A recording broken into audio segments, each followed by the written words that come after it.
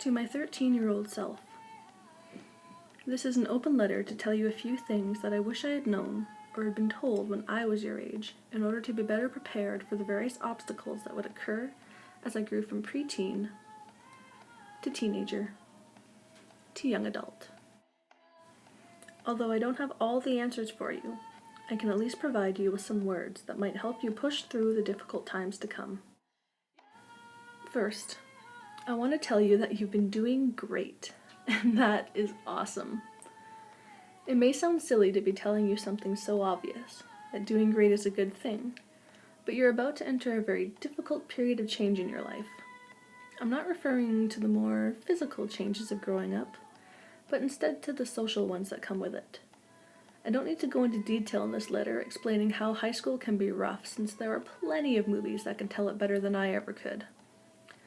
What the movies won't tell you is that the color of your skin and your involvement with your Ojibwe culture will make you too native to make friends with the white kids, but your passion for school will make you too white to make friends with the native kids.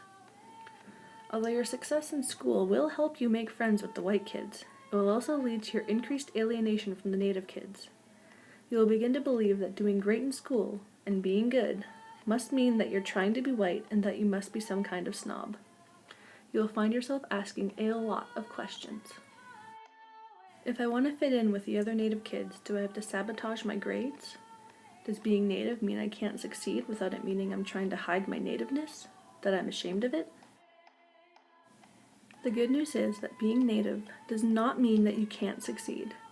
You don't have to be an alcoholic or a drug addict or a criminal, and you don't have to spend the rest of your life on welfare, living in poverty, or on the city streets.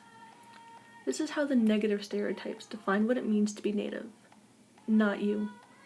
You have the ability to create your own identity based on your own beliefs.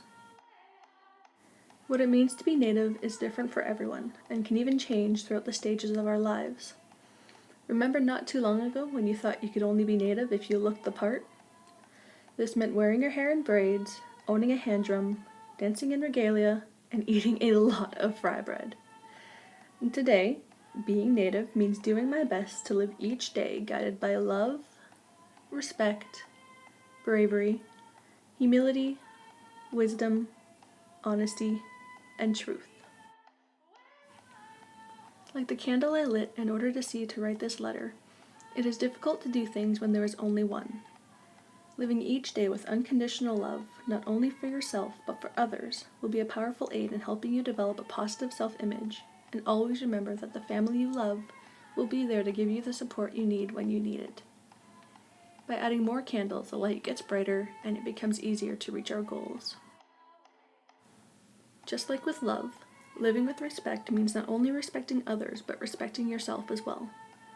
When you love and respect yourself, you'll be more confident, and it will be harder for others to pressure you into making bad decisions or talk you out of doing something that you enjoy. This confidence will lead to bravery. Living bravely doesn't mean facing things without fear. It's acknowledging this fear but still pressing on and overcoming it, because playing it safe doesn't allow for growth. There will be many great opportunities in life that will first be presented with the unknown, and that can make us afraid to go on, but remember that there are times when we can be scary right back. Humility happens when the love and respect that we have for ourselves falters, or our bravery causes us to look foolish. This serves as a reminder that although you are equal to others, you are not better. Mistakes will be made in your life, but it is important to remember that individually they don't define who you are. It's once they become habit that they start to become your identity.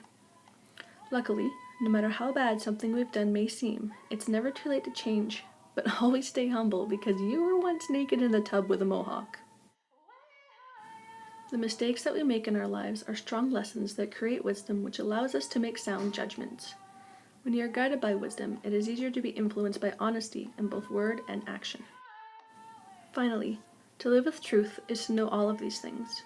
I used to think that living with truth was the same as living with honesty, but living with truth is living sincerely in action, character, and speech. United, the teachings guide us to a positive self-identity. Just remember,